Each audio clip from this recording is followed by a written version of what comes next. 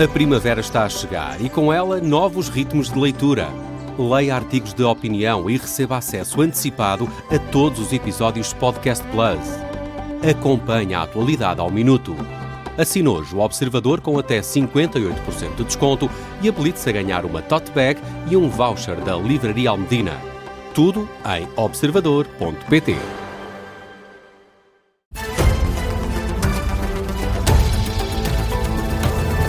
E é por aí que começamos esta edição das 7. Miguel Videira, a informação que está a ser avançada pelo Wall Street Journal: o Pentágono deve ordenar a qualquer momento o envio de 3.000 paraquedistas para o Médio Oriente. Uma possibilidade que também já havia sido admitida pelo New York Times. A confirmar-se, vão juntar-se aos perto de 5.000 marines que já estão na região, o que significa o reforço do contingente militar norte-americano no Médio Oriente, indicia a possibilidade de uma intervenção por terra.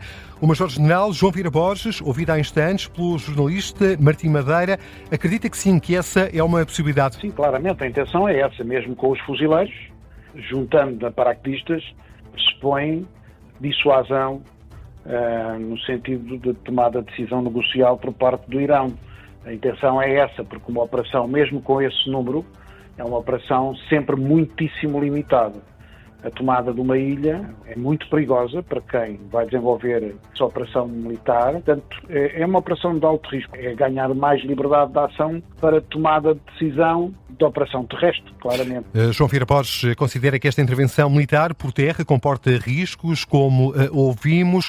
Diz também que pode significar uma forma de pressão, sob o ponto de vista negocial, com as autoridades iranianas. E, entretanto, Donald Trump deu há pouco uma conferência de imprensa, reafirma a vontade do Irão de chegar a um acordo com os Estados Unidos. E reitera a ideia de que há negociações em curso, apesar de vários responsáveis pelo regime iraniano terem vindo ontem negar quaisquer conversações. Trump diz também que não é fácil encontrar um interlocutor sobre a operação militar. Diz o presidente norte-americano que está a ser um sucesso.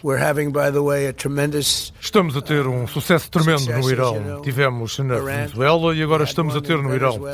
Eles não têm mais marinha, não têm mais força aérea, não têm mais equipamentos antiaéreos, nem radares, nem líderes. Os líderes desapareceram todos, ninguém sabe com quem falar. Mas nós estamos a falar com as pessoas certas e eles querem muito fechar um acordo. Vocês não têm nem ideia do quanto eles querem fechar um acordo. You have no idea how badly they want to make a deal. Donald Trump, o presidente dos Estados Unidos, numa conferência de imprensa há instantes, onde reafirmou a vontade do regime iraniano de negociar com os Estados Unidos um acordo de paz e definitivo para a região do Médio Oriente, pese embora ontem vários responsáveis pelo regime de Teherão terem vindo a público negar quaisquer negociações. E viramos agora atenções para a atualidade nacional. Miguel, a Câmara de Lisboa exonerou Alberto Laplane Guimarães da Secretaria-Geral. A autarquia liderada por Carlos Moedas informa que Laplane Guimarães deixou de ser secretário-geral da Câmara de Lisboa, mas ressalva que não está em causa o respeito pelo princípio da presunção de inocência.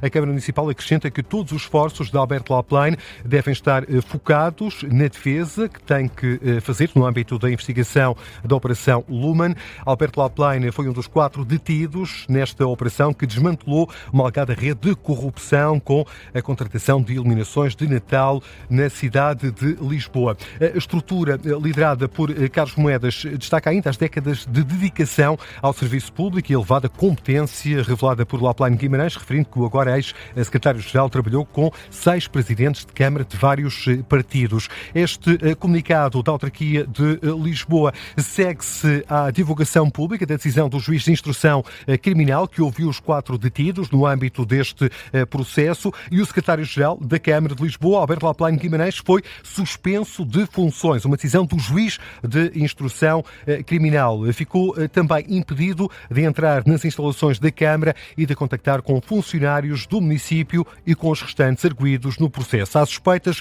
de viciação dos concursos públicos a troco de contrapartidas financeiras. Está a marcar esta tarde também um anúncio do presidente do Chega, ainda não confirmado pelo PSD. Anuncia André Ventura que o PS está fora das escolhas dos 3 juízes para o Tribunal Constitucional. É pelo menos o que diz o André Ventura, o presidente do Chega, André Ventura. Neste momento temos a garantia de um procedimento que decorreu e que significaria 2 magistrados indicados pelo PSD, 2 nomes indicados pelo PSD e um nome indicado pelo Chega. Da parte do Partido Socialista, não sei como é que a situação vai acabar, se a birra já acabou ou se ainda não acabou. André Ventura, ao início da tarde, a vice-presidente da bancada parlamentar do PS, Mariana Vieira da Silva, já vai dizer que um afastamento do Partido Socialista da escolha de juízes para o Constitucional vai mudar a relação com o PSD, aqui incluído um eventual apoio para a aprovação do Orçamento do Estado. Para André Ventura, importante mesmo é que a composição deste órgão do Tribunal Constitucional, a quem compete em última instância garantir o cumprimento da Constituição, tenha em conta a nova realidade parlamentar. Capaz de equilibrar ou reequilibrar instituições que, na nossa ótica, como eu disse, estão há muitos anos desequilibradas.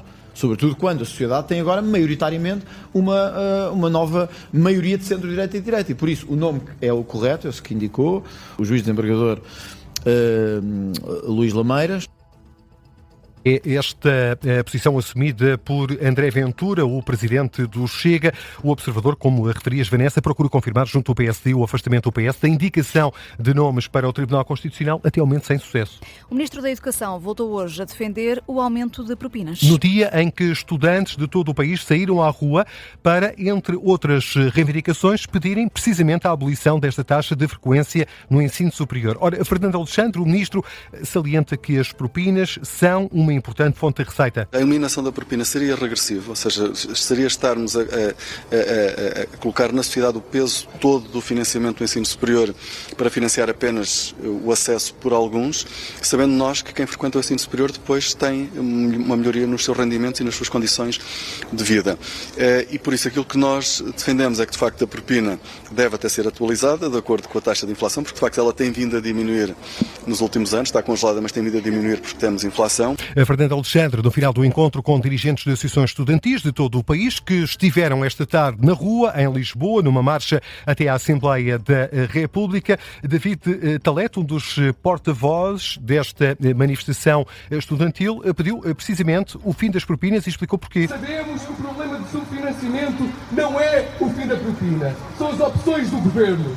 O governo que ameaça aumentar as propinas para acentuar ainda mais o subfinanciamento do ensino superior. São opções políticas. Acabar com a propina, cumprir a Constituição. No ano em que ela comemora 50 anos, é a opção política acertada. Foi o que se pediu esta tarde nas ruas de Lisboa, o fim das propinas.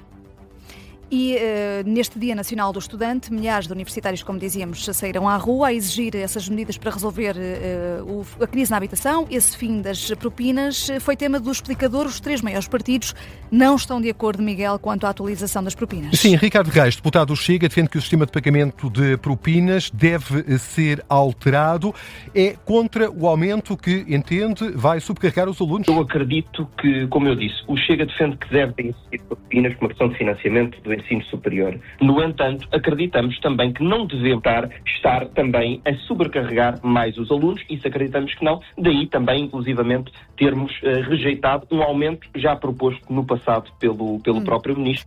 Sofia Pereira, deputada socialista, que também participou neste explicador, acusa PSD e Chega de andarem de mãos dadas nesta matéria. Diz que a proposta do Chega não pode sequer ser considerada e acusa o PSD de inaugurar residências para estudantes planeadas pelo PS. Sónia Pereira acrescenta que o Executivo Social-Democrata não percebe nada de reformas. A única coisa que percebem de fazer reformas é anunciar grandes números, mas depois não entregam nada. O custo de vida afoga os estudantes portugueses e as suas famílias. Querem aumentar as propinas. As camas que existem agora e que estão a inaugurar são do tempo do Partido Socialista. Novas obras, nem vê-las. A única coisa que ameaçam é cortar direitos aos estudantes, cortar algumas coisas que já lhes eram garantidas. A acusação feita por Sofia Pereira. Ora, o representante do PSD neste explicador, João Pedro Louro, contraria, diz que se há coisa que o governo do PSD tem sido é reformista e muito em particular no setor da educação. Explicador que está disponível em podcast. Há ainda uma notícia da área do desporto que está a marcar este final de tarde. Assim já terminou a segunda etapa da Volta à Catalunha em bicicleta. O dinamarquês Magnus Kort, da UNO-X, foi o vencedor. O campeão nacional de fundo, Ivo Oliveira, da Team Emirates, alcançou o 8º lugar. O compatriota João Almeida, da mesma equipa, passou a meta integrado no pelotão. É agora 24º na geral, está a 10 segundos do líder, que continua a ser o francês Dorian Godon, da Ineos. Amanhã, a etapa 3 da Volta à Catalunha tem 159 km. Volta a ser uma tirada para os sprinters. A montanha para João Almeida chega na quinta-feira.